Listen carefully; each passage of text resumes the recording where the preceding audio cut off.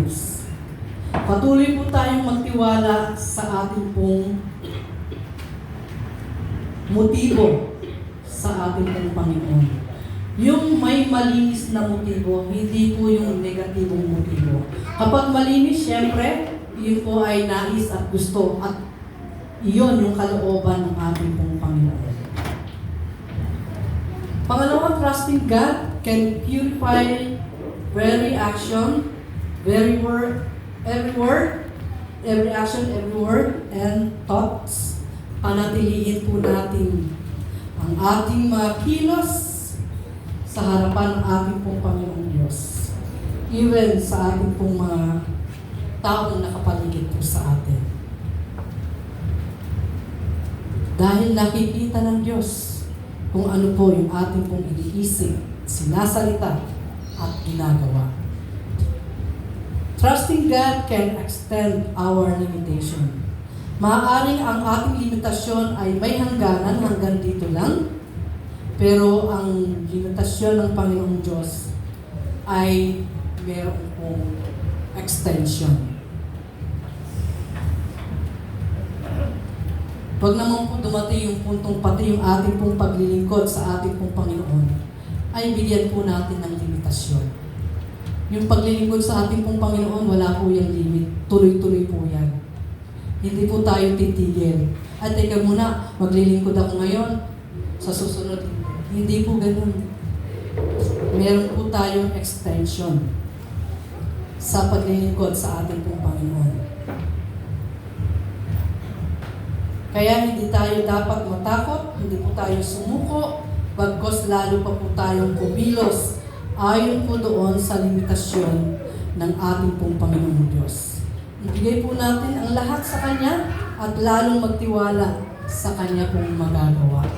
Sapagkat ang lahat ng bagay alam at nakikita ng ating pong Panginoong Diyos. Once again, sabi po niya, trusting God can purify our motives. Trusting God can purify every action, every word, and every thought. Trusting God can extend our limitations. Tandaan po natin mga kapatid, ang mga benepisyo pong ito, ang nais at gusto ng Panginoong Diyos sa bawat buhay po natin.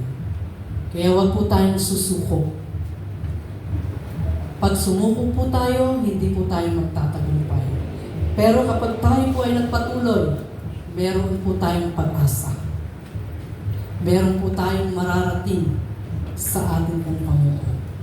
Purihin po ang ating pong Panginoon. Magandang umaga po at tayo po yung mananatili. Aming Ama, maraming pong salamat sa umaga po. Salamat po sa paalala po sa amin, na kung saan ay madalas naging iba ang aming motibo, Father God. Sa aming pong mga karakter, nakikita mo po yung aming pong mga action, ang aming pong pananalita, at ang aming pong pag-iisip. Maging yung extension, Panginoon, na ibinibigay mo po sa amin. Hindi po namin dapat limitahan, Panginoon. Lord, tulungan mo po kami na mamuhay po kami ng naayon po sa inyo. Tulungan mo po kami, Panginoon, na kami po ay maging karapat-dapat. Tulungan mo po kami na kami po ay magtiwala at umasa po sa inyo. Sapagkat sa inyo ay meron pong pag-asa. Napuri ka po namin aming Ama. Salamat po sa pangalan ng aming Panginoong Jesus. Amen. Magandang umaga po sa atin. Maraming salamat po sa ating God's message at para naman po sa ating tithes and offering encouragement, tinatawagan ko po ang ating Sister Maricar Patricia.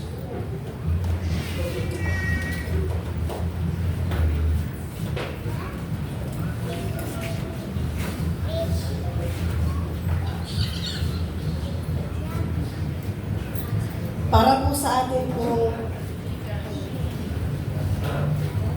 tithes and encouragement po, makikuplat po tayo sa Lucas 6:38. Magbigay kayo at kayo bibigyan. bigyan din. Gustong takal, siksik, liglig at umaapaw pang ibibigay sa inyo, sapagkat kung ano ang panukat na ginamit sa inyo, ay siya rin magiging panukat sa inyo. Tayo po ay magbigay po sa ating pong Panginoon kasi sabi nga po sa salita kanina, trusting God, di ba po?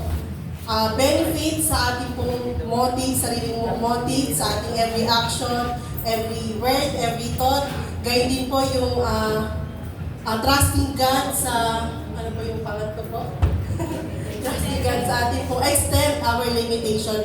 Pero pwede rin po tayo mag-trust din po sa ating God through our financial po, di ba? Kasi kung tayo po ay ganito, paano po bubuhos yung pagpapala sa atin kung nakaganito po tayo? Dapat lagi po tayong give and give po sa iba, lalo na po sa ating pong Panginoon. Kasi yung binibigay po natin sa ating pong Panginoon ay ginagamit din po natin para po sa mga kaluluwa po na wala pa pong pagkakilala at sa mga mission, sa mga kabataan o sa mga gawain na may patungkol po sa ating pong Panginoon. So, ibigay po natin yung dapat po para po sa Panginoon po natin. Kasi yung pagpapala ng Diyos, umaapaw po ito. Hindi po ito isang bigay lang.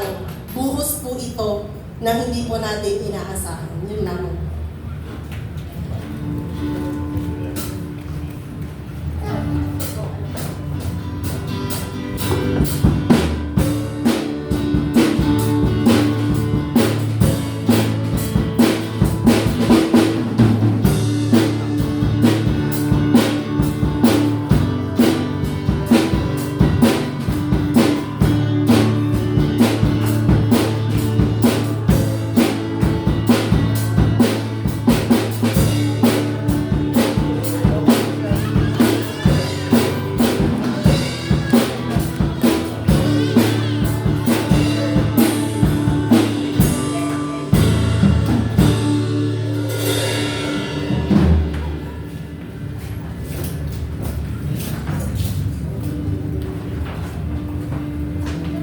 Aming Panginoon, maraming salamat po Panginoon ko sa mga ito.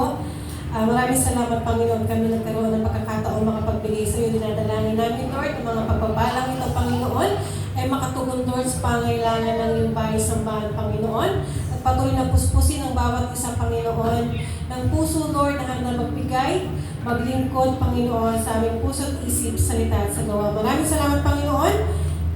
Salamat po sa pangalan ng aming Panginoon Jesus. Amen.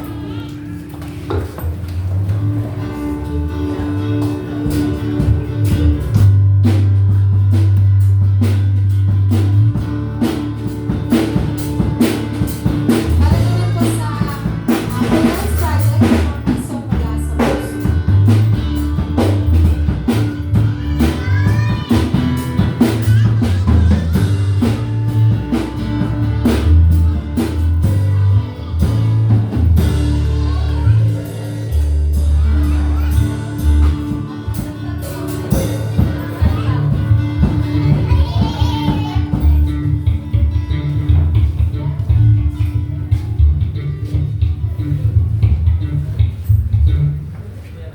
Maraming salamat po. At bago po tayo tumako sa ating announcement, wini-welcome po natin ang ating kapatiran na si Sister Faye. Welcome back po muli sa IRM. Maraming salamat po. Para naman po sa ating mga announcement, IRM San Isidro Worship Service every Sunday at 2 p.m.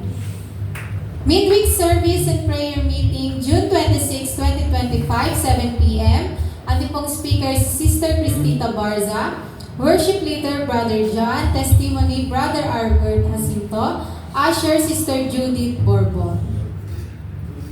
Sunday service, June 29, 2025, 9:30 a.m. Ating pong speaker, Pastor Renato Duran.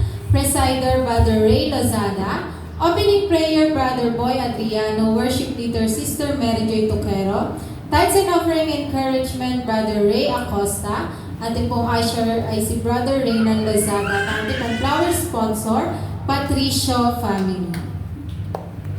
Life group mentoring, ito po sa men's group. Every Wednesday po ito at 7 p.m. Ito po ay sa YMO Boys, youth kalalakihan and Youth boys. At dito naman po sa women's group ay po youth girls, YMO girls at kababaihan. Po every Friday naman po ito at 6 p.m.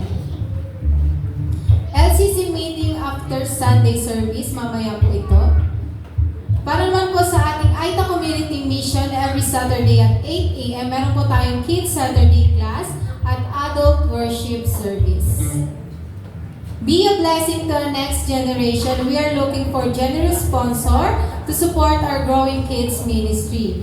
Your help will go a long way in providing fun activities that teach children about God's love. Ways to support po, pwede po tayo mag-sponsor sa snacks or sa meals sa every gawain po ng kids. Sa AITA, dito po sa church, pag nagkakaroon po sila ng joint fellowship at meron din po tayong tinuturuan kada area po. Pwede din po tayo mag-donate for materials. At for cash naman po, andyan po ang GCash number po. Ayan. Sulong Kabanalan, ito po ay sa July 12, 2025 at 8 a.m. to 12 noon. Ito po ay gaganapin sa IRM Malanday. Ang ating pong speaker si Councilor Lerobi Ramos. Ito po ay sa NCR1. Thank you for the flower sponsor, Mendoza family. Palakpakan po natin. At itadagdag ko lang po, ang gawain po ng youth. Ayan, ito magkakaroon po muli ng joint fellowship ang YWAP Ampit Uno at YWAP San Mateo, mali, nakakalimutan. Ito po ay gaganapin sa July 5 at ayan, meron din po itong reg fee na 20 pesos for poster po and mga details. I-finalize pa po yan, ipopost na lang po sa mga page para din po makita sa mga announcement.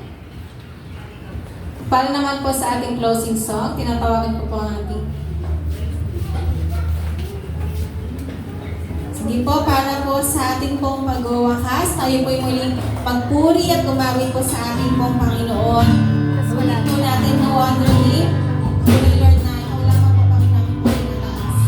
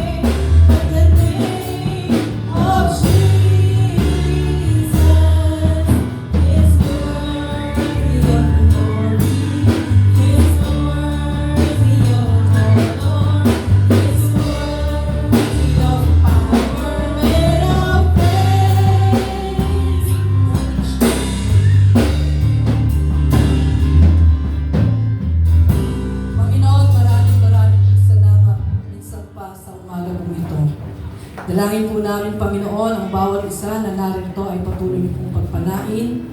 Maranasan po nila ang kapayapaan, pag-ibig na nagmumula po sa inyo, Father God. Ingatan niyo nga po, O Diyos, ang bawat isa po sa amin. At kami po ay patuloy na maranasan po namin ang iyong pag-iingat sa bawat isa po sa amin, Father God. Purihin ka nga po, Panginoon, salamat po sa pangalan ni Cristo Jesus. Amen. Amen.